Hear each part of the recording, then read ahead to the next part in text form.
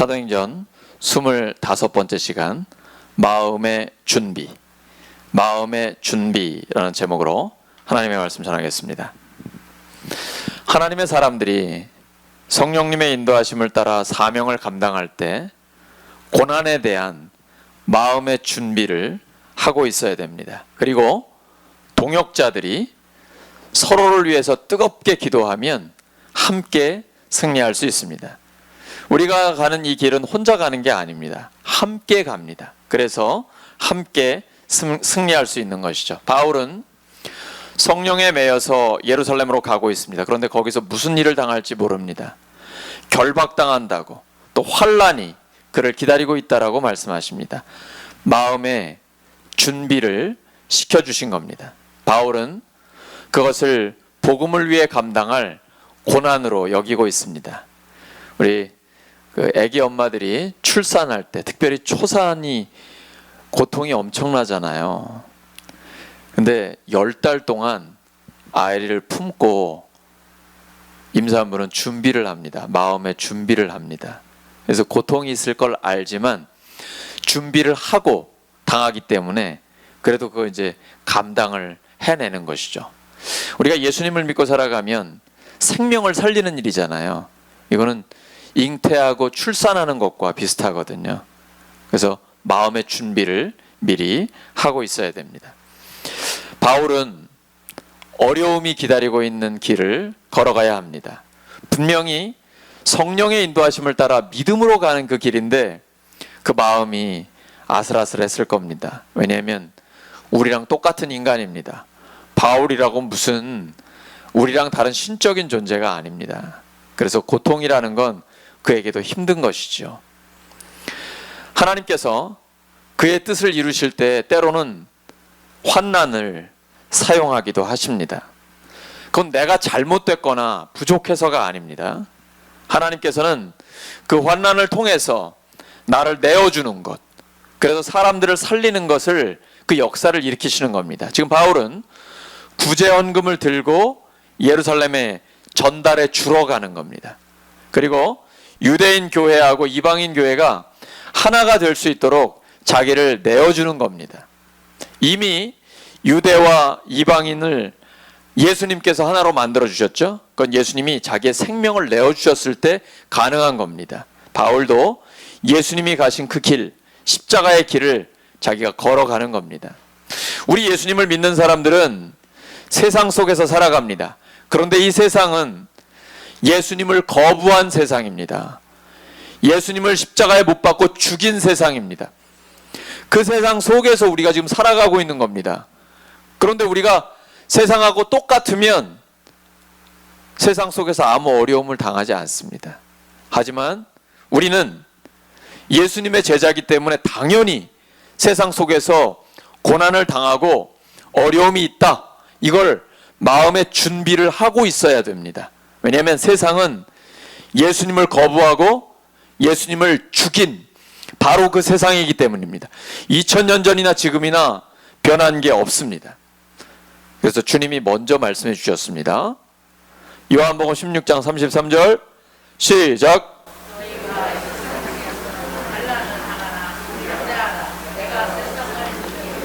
세상에서는 환난 당하는 게 당연한 겁니다. 하지만 담대하게 주님과 함께 나갈 때 세상에서 이길 수 있는 것이죠.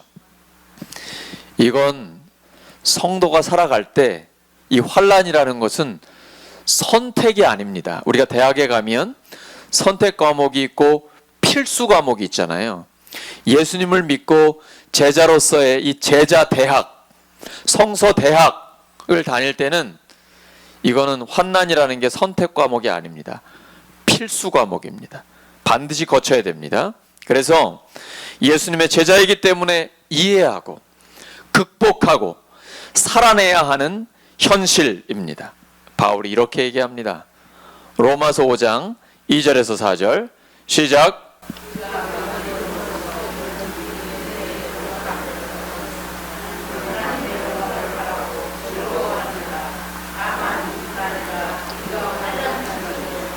즐거워하나니 이는 환난을, 인내를, 인내는 연단을, 연단은 소망을 이루는 줄 알미로다. 아멘. 신앙생활의 정수를, 핵심을 잘 표현했습니다. 근본적으로 우리의 삶은 은혜 안에 있기 때문에 하나님의 영광을 바라고 즐거운 겁니다. 기쁨입니다. 근데 신앙생활 하는데 기쁨이 없다. 내 안에 무슨 문제가 있는 겁니다. 영혼이 병들어서 그렇습니다. 왜 우리가 아프면은 기쁨이 없잖아요. 아픈데 뭐가 기뻐요, 그렇죠? 그러니까 제가 성도님들, 연세 드신 분들을 배우면서 이해할 수 없는 부분이 있는 거거든요. 제가 젊으니까. 근데 아파 보면 이제 조금은 그때 잠깐 알아요. 그래놓고 또 이제 멀쩡해지니까 또 잘 모르고. 근데 아픈데 뭐가 좋아요, 그렇죠? 힘들잖아요. 근데 영혼이 건강하면 겉사람은 늙어가지만 속사람은 날로 새로워집니다. 그래서 예수님을 믿는다는 건 근본적으로 기쁨입니다. 하지만 예수님을 믿는다는 이유 때문에 어려움을 당할 때가 있습니다. 그게 끝이 아닙니다. 환난은 인내를, 이제 믿음의 인내력이 생기거든요. 인내는 연단, 단련된 인격, 성숙한 인격이 됩니다. 하나님이 나와 함께 하신다. 부활하신 주님이 내 안에 동행하신다라는 확신을 갖게 되는 것이죠. 그리고 연단은 결국 소망을 이루게 되는 것입니다. 그래서 환난 중에도 기뻐한다. 이게 정신병자라서가 아니라 환난은 인내를, 인내는 단련된 인격은 소망을 이루는 줄 알기 때문에 기뻐하는 겁니다. 환난 중에도 기뻐하는 겁니다. 우리 교회 수준이 이 정도입니다. 이게 성도의 수준이에요. 기쁠 때 기쁜 건 누구나 하는 겁니다. 결혼식 제가 어제 주례해 보니까요. 우리 주례할 때 신랑 신부한테 물어보잖아요. 평생 부부의 의의를 굳게 지키겠느냐. 제가 딱 표정을 보니까 안 물어봐도 되겠더라고요. 너무 좋은데 뭐 물어보나 말하죠. 근데 여러분, 좋은 건 누구나 좋은 거고요. 예수님을 믿고 살아가는 건 고난도 당하는 거잖아요. 근데 환난 중에도 기뻐하는 것이죠. 우리가 믿고 따르며 전하는 믿음의 내용이 현실의 도전에 부딪히게 됩니다. 그때 구체화돼야 됩니다. 우리가 매일의 삶에서, 가정과 우리의 직장과 사업장과 삶의 현장에서 도전에 부딪히게 됩니다. 근데 이때에 말이 아니라 삶으로 대답해야 합니다. 세상은 비아냥거립니다. 예수 믿는다면서 그게 뭐냐? 교회 다니는데 그 꼴이 뭐야? 많이 들어보셨죠? 야, 하나님의 자녀라면서 우리보다 뭔가 나은 게 있어야지, 이렇게 비아냥거립니다. 근데 이런 말과 생각에 전혀 흔들리지 마시기 바랍니다. 왜냐하면 세상 사람의 삶과 예수님을 믿는 사람의 삶은 전혀 다릅니다. 몰라서 그러는 겁니다. 우리의 삶은 우리만의 유일하고 독특한 삶이 있는 것입니다. 때로는 울면서 기도하고 안타까워하는 그 모든 일에서 진실하면 됩니다. 이게 중요합니다. 그리고 우리는 이런 확신을 가지게 됩니다. 하나님이 일하신다. 하나님이 나를 만들어 가신다. 하나님은 이 세상 속에서 역사하신다. 그리고 하나님이 나를 보고 계신다. 하나님이 나를 보고 계십니다. 혹시 이게 부담스러우신가요? 그러면 이제 하나님 앞에서 죄의 문제를 해결해야 됩니다. 왜냐하면 죄가 있는 곳에는 하나님이 함께 하시지 않습니다. 그런데 내가 항상 하나님이 기뻐하시는 삶을 살아가면 하나님은 항상 나와 함께 하십니다. 하나님이 나를 보고 계신다라는 건 하나님이 나를 보호하신다는 겁니다. 그리고 내 삶을 책임져 주신다는 것이죠. 사도 바울은 주님의 사명을 위해서는 자기 생명까지 기꺼이 바칠 각오가 되어 있습니다. 나와 내 실존에서 내 믿음이 작동하지 않는다면 그 믿음은 거짓입니다. 다시 말씀드립니다.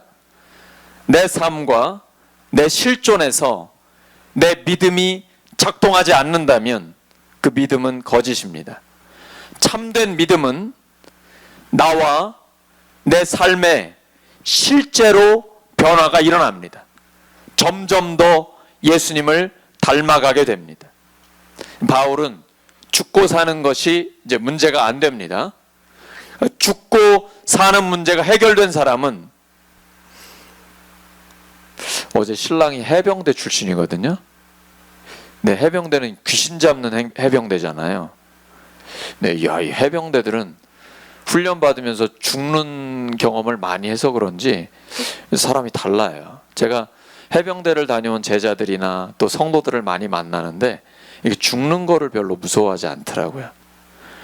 근데 죽는 거를 무서워하지 않으면 그 사람은 진짜 굉장히 담대합니다. 왜냐하면 사람을 두려워하지 않거든요.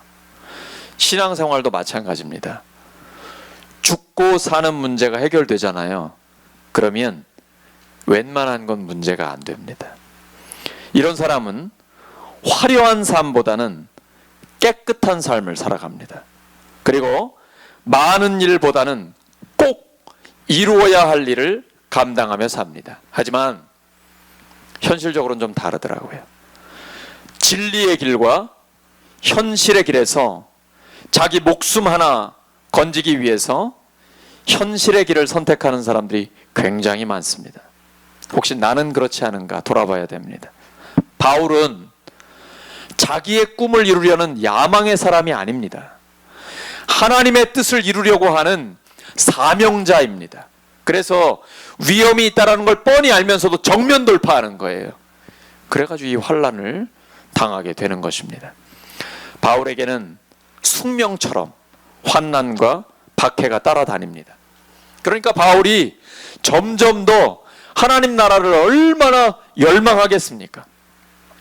그런데 이 세상과 짝해서 한 통속이 되어 사는 그리스도인들에게 사도행전의 이러한 바울의 이야기는요, 먼 나라 옛날 이야기처럼 들릴 것입니다.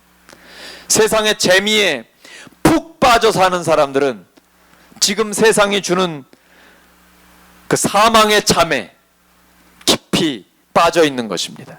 그러나 사도 바울과 같은 사람은 동터오는 하나님 나라의 아침을 향해 깨어있는 영혼입니다. 여러분, 옥산에 아침에 해 뜰 때 정말 멋있죠. 눈부신 떠오르는 태양. 이제 대전이나 이렇게 도시에 있는 사람들은 잘 모를 거예요.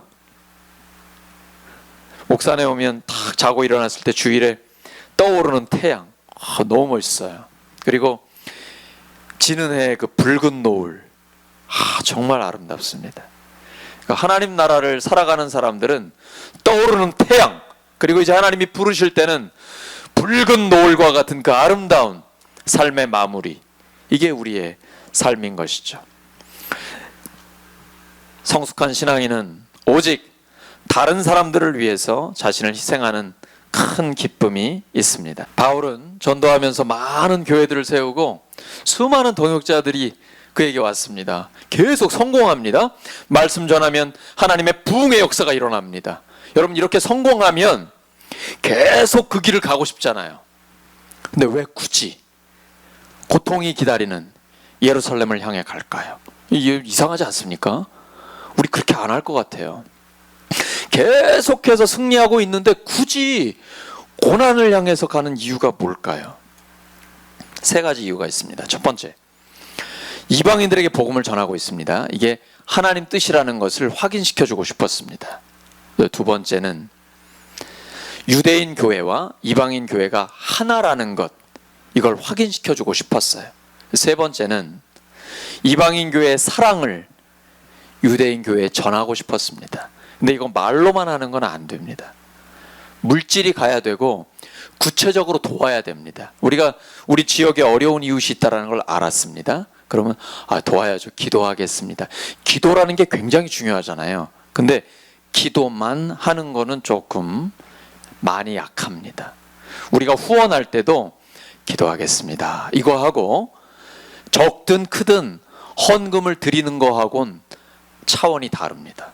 그리고 기도할 때 우리의 마음이 달라집니다. 그래서 이방인 교회는 물질을 모았으면 자기들도 어려워요, 사실은.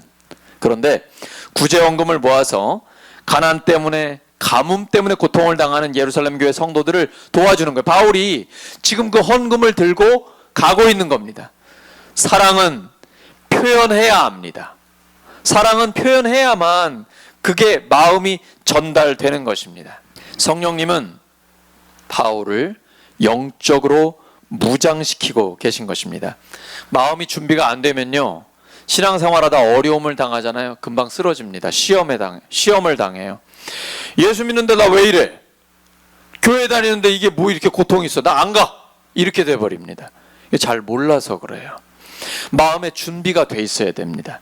예수님을 믿는 이 길은 근본적으로 기쁨의 길이지만 예수님을 믿는다는 이유 때문에, 그리고 제대로 믿으면 손해를 보기도 합니다. 불이익을 당하기도 해요. 정직하게 살기 때문에. 이거 알고 있어야 됩니다. 근데 마음의 준비가 돼 있으면 넉넉히 감당합니다. 그리고 하나님이 모든 것을 합력해 선을 이루어주신다는 확신이 있기 때문에 그냥 믿고 나아가는 겁니다. 누가 뭐라고 하건 세상아 덤벼라! 하나님 말씀 붙들고 주님이 나와 함께한다, 이런 확신을 가지고 담대하게 나아가는 것이죠. 바울은 지금 이렇게 주님이 나와 동행하신다라는 확신 가운데 나아가고 있는 것입니다. 가는 길에 형제 자매들을 많이 만나게 됐습니다. 그리고 뜨겁게 기도하는데요, 형제들이 하나님 말씀을 들려줍니다. 여러분, 그런 친구들 있으시죠? 함께 기도하는 친구들, 하나님의 일을 함께 감당하는 동역자들 있잖아요. 그 사람들을 만나면 하나님이 그들을 통해서 하나님의 음성을 들려줍니다. 하나님은 성경을 통해, 설교를 통해, 때로는 사람을 통해서 우리에게 주님의 음성을 들려줍니다. 그래서 사람과의 만남이 굉장히 중요합니다. 그리고 마음이 열려 있어야 됩니다. 그들을 통해 우리에게 말씀을 들려주시는 거거든요. 바울에게 주님의 음성을 들려줍니다. 그런데 고난입니다. 고난이 당신을 기다리고 있습니다 말씀합니다. 여러분, 이거 알면 뜯어 말리지 않겠습니까? 지금은 작전상 후퇴합시다. 예루살렘에 올라가면 큰 고통을 당합니다. 그러니까 지금은 말고 나중에 좀 안전할 때, 좀 예루살렘 교회가 든든히 세워졌을 때 그때 가라고 작전상 후퇴를 종용합니다. 이때에 우리가 새겨들어야 됩니다. 분별해야 됩니다. 나를 위해 해주는 말이지만, 나를 사랑해서 그렇게 해주는 것이지만 인본주의적인, 인간적인 권면일 때는 따라서는 안 됩니다. 예수님이 십자가를 져야 된다라고 말씀하셨습니다. 제자들이 막 난리가 났습니다. 그러면 안 되잖아요. 예수님이 이렇게 능력 있는 분이 여기서 돌아가시면 안 됩니다. 그래서 베드로가 대표로, 주님 절대로 안 됩니다. 하나님 나라를 드러내야 되고 정권을 잡고 독립을 시키고 하셔야죠. 왜 돌아가셔야 됩니까? 절대로 안 됩니다. 예수님 뭐라고 하시죠? 야, 고맙다. 네가 진짜 내 제자다. 이렇게 안 하세요. 우리라면 그렇게 할 거 아니에요? 야, 말이라도 참 고맙다. 그렇게 안 하십니다. 사탄아, 내 뒤로 물러가라! 너는 사람의 일을 생각하고 하나님의 일을 생각하지 않는다라고 말씀하십니다. 우리가 분별해야 됩니다. 그리고 새겨서 들어야 됩니다. 그래서 걸을 거는 걸러내고 하나님의 뜻을 행할 때에 인간적인, 인본주의적인 그러한 권면은 받아들여서는 안 됩니다. 그래서 바울이 나 때문에 왜 이러냐고, 여러분이 이렇게 울면서 권하니까 내가 마음이 너무 아프지 않냐고, 하지만 나는 예수님을 위해서는 붙들리는 게 문제가 아니라 죽을 것도 각오했다 라고 하면서 담대하게 나아갑니다. 그리스도인의, 우리 예수님을 믿는 사람들의 삶을 인도하는 데는 두 가지 원리가 있습니다. 이성과 영감입니다. 뭐라고요? 영감, 그 영감 말고 성령의 감동, 영감입니다. 근데 첫 번째는 이성이에요. 성령님이 모든 걸 가르치고 모든 진리 가운데로 인도하고 주님 말씀 생각나게 하십니다. 다 이성적인 거죠.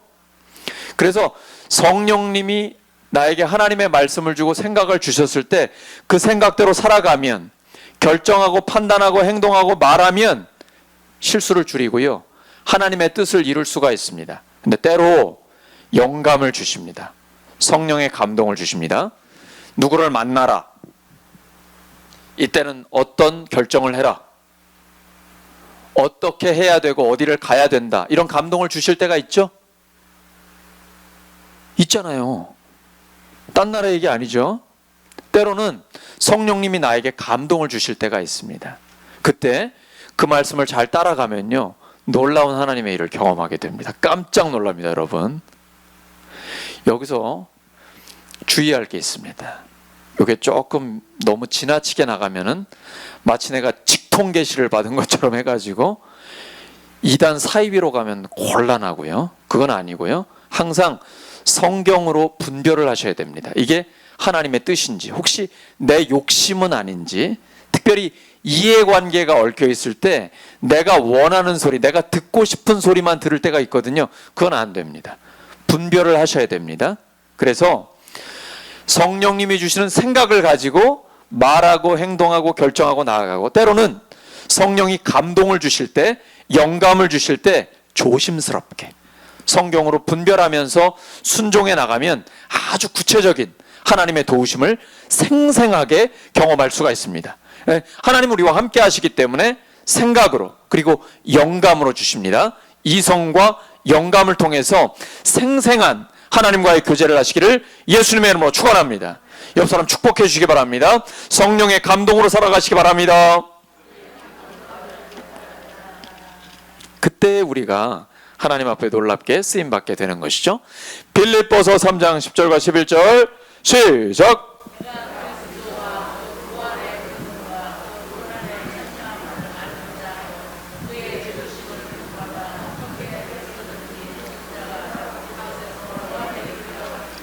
아멘. 예수님의 십자가와 부활, 신앙생활은 이 두 가지를 함께 생각해야 됩니다. 그래서 근본적으로 기쁨과 부활과 승리가 우리에게 있지만 그 과정 속에 고난이 있다는 것을 기억해야 됩니다. 그래서 죽은 자 가운데서 부활에 이르려 합니다라는 이 각오를 가지고 고난에 대한 마음의 준비를 하고 있는 것이죠. 우리에게 가장 중요한 게 뭘까요? 결국은 사람입니다. 우리 인생의 선배님들, 신앙의 선배님들께 제가 여쭤봅니다. 살아오시면서 결국 남는 게 뭡니까? 좋은 차? 금방 낡아집니다. 그리고 가격 뚝뚝 떨어집니다. 좋은 집? 나중에 다 헐어버리잖아요. 물질, 화려함, 명예, 이 세상 것들은요 다 변합니다. 가치가 있긴 있는데 잠깐밖에 없습니다. 근데 결국은 남는 게 사람이에요. 영원한 게 있습니다. 세 가지. 하나님, 하나님의 뜻, 하나님의 뜻을 행하는 사람. 어렵지 않죠? 영원한 것 세 가지. 하나님, 하나님의 뜻, 하나님의 뜻을 행하는 사람입니다. 이걸 요한일서에 이렇게 표현되어 있습니다. 시작.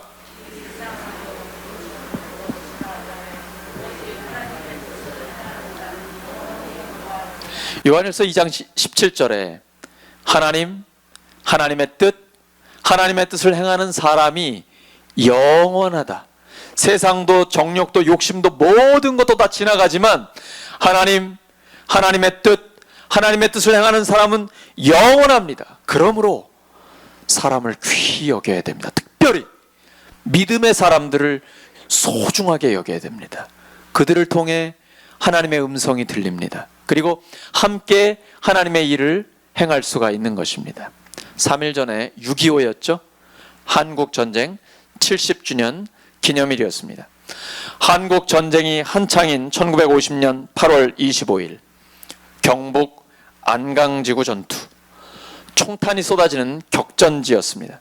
이때 육군사관학교 1학년이었던 20살 황규만 소위가 부대를 이끌었습니다. 그런데 자신의 부대를 지원하려고 나타난 장교가 있는데 소위였습니다. 총탄이 왔다 갔다 하기 때문에 이름도 못 물어봤어요. 김소위라는 걸 알고 있었습니다. 이 전투에서 1,500여 명이 전사했습니다. 김소위도 그때 죽고 맙니다. 전쟁이 끝나고 14년 후에 황소위는 이 김소위의 시신을 찾았습니다. 왜냐하면 그때 땅에 묻어두고 표식을 해놨거든요. 그래서 14년 뒤지만 그걸 찾을 수 있었습니다. 시신을 수습해서 국립묘지에 안장을 합니다. 명절마다 가서 성묘를 해요. 이후에 황소위는 황장군이 됩니다. 별 하나 준장이 됐습니다. 근데 그 묘비에는 소위 김의묘라고 되어 있습니다. 이름을 모르기 때문에. 그리고 이 사람이 장군이 결정을 합니다. 이름을 찾겠다. 그 이름 찾는데 26년 걸렸습니다. 그러니까 40년 만에 그 김소위의 이름을 찾은 겁니다. 김수영. 이 황장군의 마지막 바람은 그 전우 곁에 묻히는 것이었습니다. 그런데 국방부에서 결정하기를 그 묘비를 그대로 소위 김의묘라고 이름을 안 썼습니다. 그리고는 밑에다가 사연을 적어놨어요. 이 정도로 6.25 한국전쟁이 참담했다, 그렇게 고통스러웠다라는 걸 남기기 위해서였죠. 그리고 거기다 이제 이름은 써 놓았습니다. 여러분 아시겠지만 국립묘지의 장군의 묘는 굉장히 넓습니다. 그런데 그 병사들의 묘, 그리고 이제 장군이 아닌 사람들의 묘는 작아요. 한 사람이 이렇게 묻히는 곳입니다. 그런데 이 황장군, 황규만 장군이 유언을 남깁니다. 자신이 죽으면 꼭 김소위 옆에 묻어달라. 그래서 얼마 전 돌아가셨고 그 유족들이 장군묘가 아니라 바로 그 김소위의 옆에다가 묻어두었습니다. 저는 여기에서 이 전후의 끝까지 약속을 지키는 신실함, 그리고 겸손함, 의리를 볼 수가 있었습니다. 우리 예수님을 믿는 사람들은 그리스도의 군사입니다.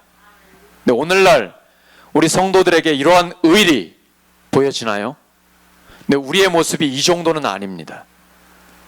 예수님을 믿는 그리스도의 군사들은 이보다 더 강력한 의리의 사람입니다. 왜냐하면 예수님의 피를 나눈 형제 자매이기 때문입니다. 주님이 함께 하시기 때문에 더 강력한 의리로 우리는 살 수 있습니다. 바울은 선언합니다. 나는 예루살렘으로 가서 묶일 뿐 아니라 죽을 각오까지 되어 있다. 죽음을 각오한 사람은 흔들리지 않습니다. 생명을 잃을 각오를 하면 오히려 얻게 됩니다. 살고자 하면 죽고, 죽고자 하면 삽니다. 바울의 이러한 자세가 바울을 능력 있게 했고 마침내 로마 선교까지 이루게 됩니다. 사도행전은 계속해서 로마를 향해 가고 있습니다. 바울이 어떻게 가겠어요? 죄수가 되는데 곧. 하지만 죄수의 몸으로 로마에 간다니까요. 하나님이 함께 하시면 가능합니다. 하지만 이건 인간적인 결심으로 되는 게 아닙니다. 베드로가 내가 예수님을 위해서 목숨까지 바치겠습니다, 결심은 했습니다. 근데 못 지켜요. 배신합니다. 하지만 나중에 부활하신 주님 만나고 성령의 충만함을 받자 진짜 그렇게 됩니다. 그래서 내 인간적인 결단이 문제가 아닙니다. 신앙생활이라는 것은 기도와 성령으로 할 수 있는 것입니다. 인간적으로 아무리 의지가 강해도 못하는 거, 이건 영적인 일이기 때문에. 그래서 주님의 이름으로 기도하고 성령님이 우리를 인도하시고 능력을 주시면 목숨까지 바치는 순교의 영성으로 나아갈 수가 있는 것입니다. 근데 바울이 이 길을 배를 타고 갑니다. 지금 서아프리카의 해안에서 우리나라 선원 5명이 피랍됐죠. 해적에게 붙잡혀 갔잖아요. 근데 2000년 전 고대 사회는 훨씬 더 심했습니다. 그러니까 바울이 가는 백길은 굉장히 위험한 길입니다. 근데 이때 최강국이 어디였습니까? 로마였습니다. 로마가요, 강력한 군사력을 가지고 해적들을 다 소탕을 내버렸어요. 그래서 바닷길이 안전해졌습니다. 누구를 위한 길일까요? 하나님의 복음을 전하는 길이 된 겁니다. 그래서 하나님은 로마를 사용하신 겁니다. 지금도 마찬가지입니다. 하나님은 미국, 중국, 러시아, 일본, 그리고 북한도 사용하십니다. 우리가 볼 때는 아주 어이없어 보이는 그런 상황이 있지만 그들이 대단해서가 아니라 하나님이 역사의 주관자이기 때문에 섭리하십니다. 그리고 작게는 우리 지역에서 하나님께서 우리 교회를 사용하십니다. 그래서 우리는 우리 지역 그리고 땅끝을 동시에 봐야 됩니다. 우리를 통해서 영혼들을 구원하시기 때문입니다. 시대적인 상황을 잘 사용해서 주님의 뜻을 이루어 드릴 수 있어야 합니다. 코로나19 이후의 삶은 이전과는 완전히 다릅니다. 제가 어제 서울 가 보니까 전부 다 마스크 쓰고, 논산도 마찬가지입니다. 다 마스크 쓰고 살아갑니다. 사람과의 접촉을 굉장히 조심합니다. 우리 교회는 방송 설교를 통해서, SNS와 문자를 통해서 사람과 직접 접촉은 하지 않지만 하나님의 복음을 능력 있게 효과적으로 전할 수 있는 것입니다. 하나님께서 교회를 통해 영혼을 살리십니다. 하나님은 그 시대와 모든 사람들을 사용하셔서 하나님의 뜻을 이루는 것입니다. 말씀 정리합니다. 하나님의 사람들이 성령의 인도하심을 따라 사명을 감당할 때 고난에 대한 마음의 준비를 하고 있어야 됩니다. 근데 나 혼자 가는 거 아닙니다. 우리가 함께 갑니다. 동역자들이 서로를 위해 뜨겁게 기도하면 우리 모두 함께 승리할 수 있습니다.